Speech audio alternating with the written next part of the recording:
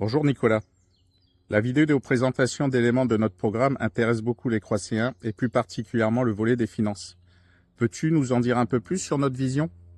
Oui, bonjour. Ces derniers jours, vous avez pu lire deux analyses totalement opposées concernant les finances de notre commune par les deux listes qui nous sont concurrentes. On ne partage pas tout à fait ces analyses, dont l'une est pessimiste, elle omet une partie de la réalité, le dynamisme des recettes, et l'autre trop optimiste, qui ne parle pas des dépenses. Vous verrez, les deux documents se confrontent. Il ne s'agit pas pour nous de dire quels sont les bons ou les mauvais chiffres, puisqu'ils émanent des comptes de la commune qui sont remis chaque année au service de l'État. Nous, depuis 2020, nous menons un travail d'analyse des chiffres en étudiant chaque année 300 pages, plus de 300 pages de documents comptables. Pour 2025, on n'a pas encore ces chiffres. On se base sur les derniers de 2024. On considère que la situation à Croissy-Beaubourg n'est pas catastrophique, car la commune a des recettes supérieures à ce qu'on peut trouver dans des collectivités de même taille. D'ailleurs, il y avait au moins jusqu'en 2024 à Croissy-Beaubourg ce que schématiquement on pourrait appeler des réserves.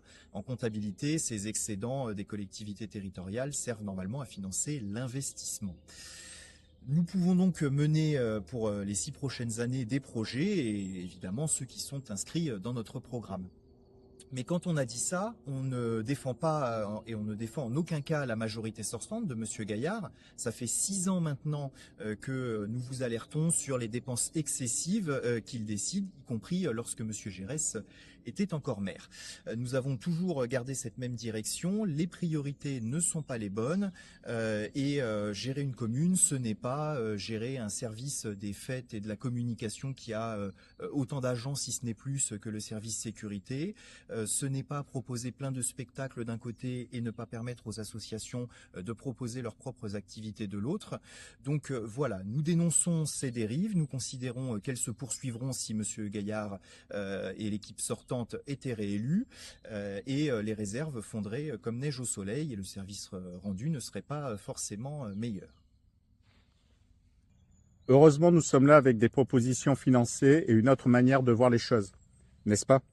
Oui, nous avons toujours cherché à adapter, à faire des propositions réalistes et à mettre les priorités sur les fondamentaux. Bien sûr qu'il y aura des animations lorsque nous serons élus, mais avant toute chose, une commune doit protéger et accompagner ses habitants, les jeunes, les aînés, les associations, les entreprises. Nous emploierons donc nos recettes de fonctionnement pour le quotidien des Croisséens et ferons en sorte de dégager les marges de manœuvre pour pouvoir rembourser l'emprunt, entretenir nos voiries, nos bâtiments, notre système de vidéoprotection. C'est ce que veulent les Croisséens. Vous voulez de la sécurité. Nous avons illustré ce besoin par des chiffres.